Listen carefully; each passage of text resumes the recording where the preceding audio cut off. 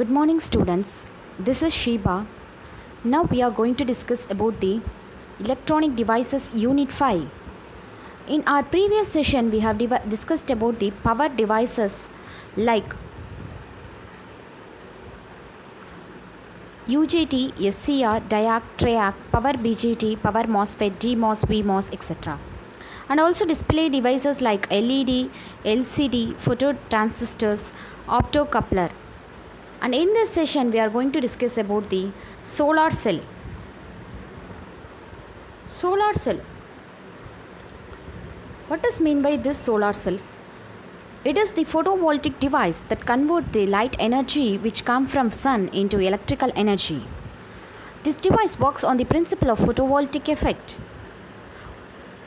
Photovoltaic device, the generation of voltage across the PN junction in a semiconductor due to the absorption of light radiation is called photovoltaic effect. And the devices based on this effect is said to be photovoltaic device. Moving to the principle of solar cell, the solar cells are based on the principle of this photovoltaic effect. What does this effect mean? It is the photogeneration of charge carriers in a light absorbing materials as a result of absorption of light radiation. You can see the single solar cell, how it contains p-type and n-type material and how it is charged with the battery.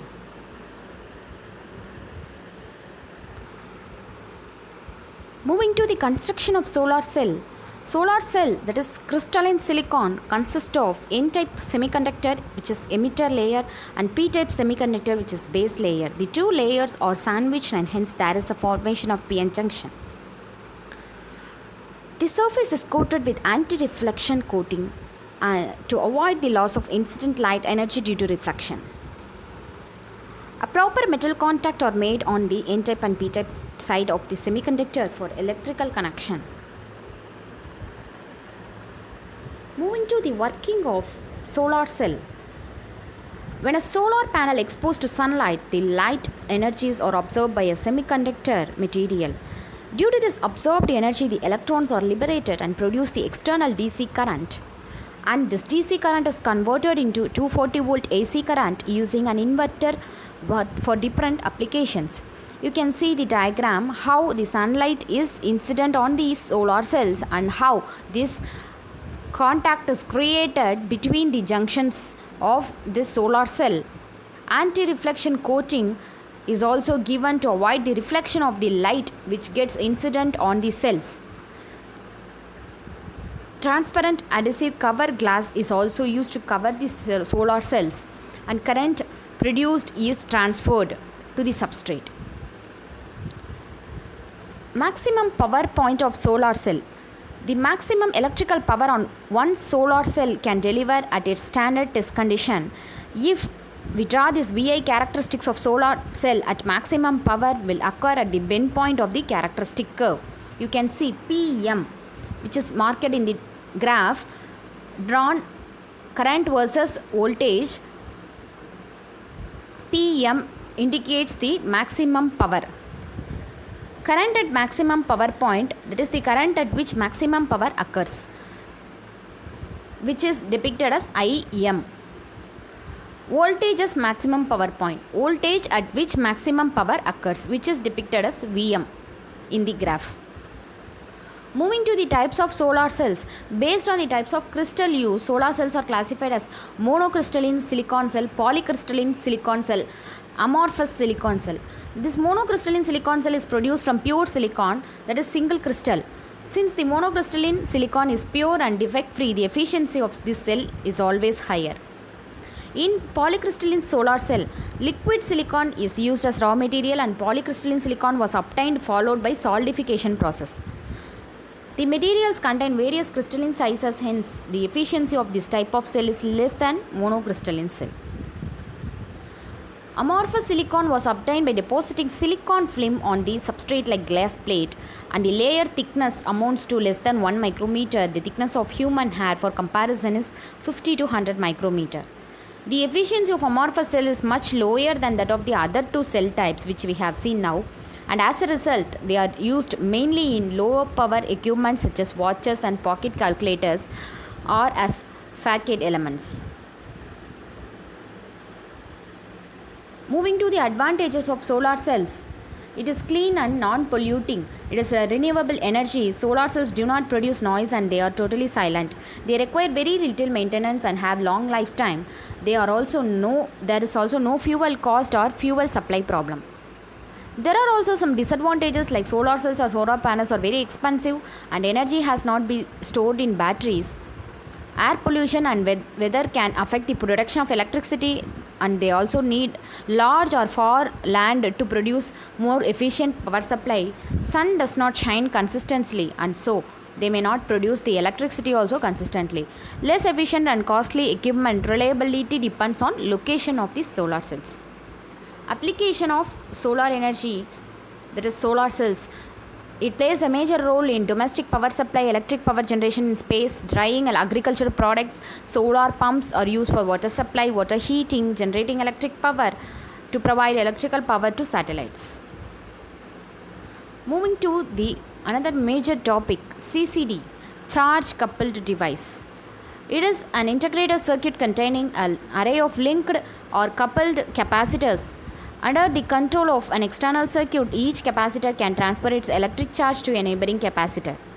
CCD sensors are a major technology used in digital imaging, which you can clearly see from the diagram given below.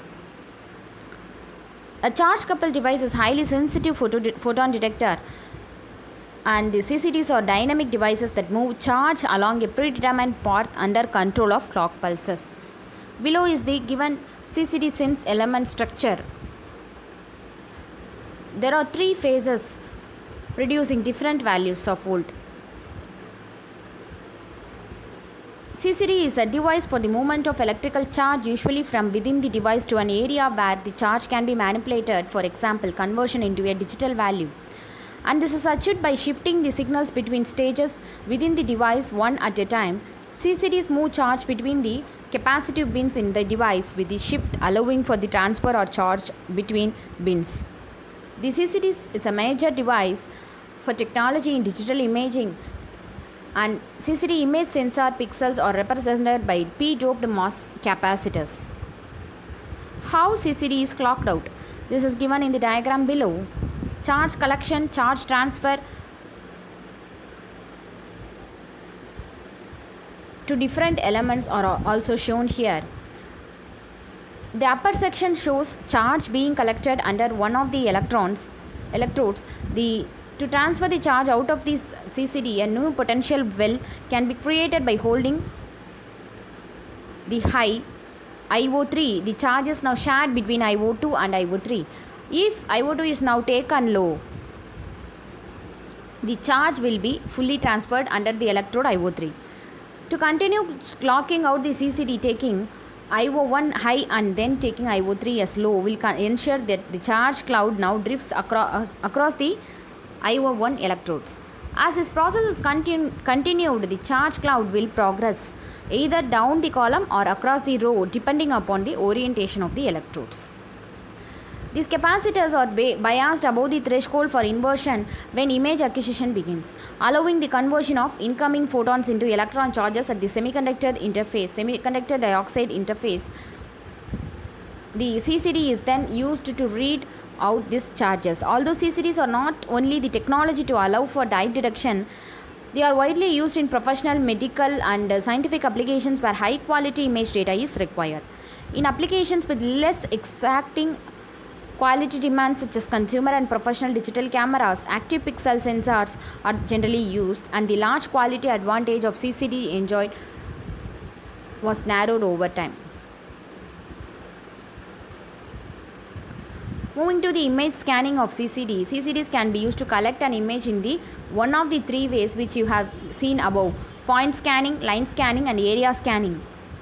In point scanning, single pixel sequential scan is done, whereas in line scanning, linear pixel array of scan is done, whereas area scanning, photodiode array area scanner scans the entire area, either one pixel at a time, one row at a time, or entire area at once. In CCD, for capturing images, there is a photoactive region and a transition transmission region made out of a shift register. An image is projected through a lens onto the capacitor array, causing each capacitor to accumulate an electronic charge proportional to light intensity at that location. A one-dimensional array used in line scan cameras captures a single slice of image, while a two-dimensional array used in video and still cameras capture two-dimensional picture corresponding to the scene projected onto the focal plane of the sensor. Moving to the image generation, you can see clearly here the direction of charge drift, and the bottom of row of pixel amplifies and gives it to the ADC. Once the array has been exposed to the image, a control circuit causes each capacitor to transfer its content to its neighbor. The last capacitor in the array dumps into charge into a charge amplifier, which converts the charge into a voltage.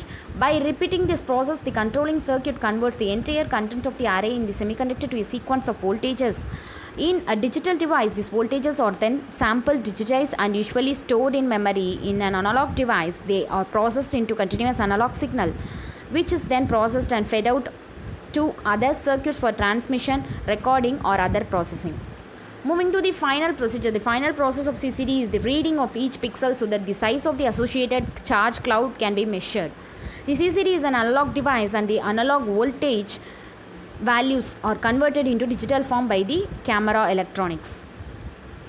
There are some aspects of the CCD behavior based on quantum efficiency, wavelength range, dynamic range, linearity, noise, and power. Moving to the advantages of CCD, relatively simple, more sensitive than photographic film, cheaper to replace its failure, modularity, easy upgrades, detector cost is simple, no chemical processing is needed. There are also some disadvantages like demagnification is a major issue. It varies with application and very expensive, relates to potentially lower DQ. Major applications of CCD are astronomical imaging, infrared detection, imaging signal processing, digital photography, medical, fluoroscopy, etc. Moving to the important questions of the topic which we have discussed now. Part A, 2 marks. What is photovoltaic cell? Is the applications of photovoltaic cell. What is CCD? Explain its working. What is potential cell? How it gets formed in CCD. How the charge is injected into CCD and extracted from CCD. Moving to the part B and C, 13 marks and 15 marks. Explain the construction, symbol and characteristics of photovoltaic cell. Explain with clock waveforms the operation of three phases CCD, and also explain its various real-time applications. As you can see here, CCD and what photovoltaic cell can be asked either part like applications, or either you have to discuss how the charge is injected, how the charge is extracted. Likewise, you have to prepare for the entire topic. Moving to the important links for reference, here I have given the website link reference for application oriented concept of the topic which we have discussed now, and also book references. Suggested book Electronic Devices UA Bakshi AP Godse, chapter 5, page number 38 to 45 corresponds to the topic which we have discussed now. So this is about the unit 5, power devices and display devices, and you can see the major applications, real applications of these devices are in television, advanced medical care, personal computer, mobile phones, smartphones, automobiles, etc. Of course, the implementation and application of all the devices which we have learned in this electron devices is much more, which cannot be covered in a single topic, and it is the one which involves in our daily day-to-day life. This is about the unit 5, power devices and display devices. Hope you all have learned a lot about the electronic devices from all these 5 units. If you have any doubts in this, you can ask me and get the details. Thank you.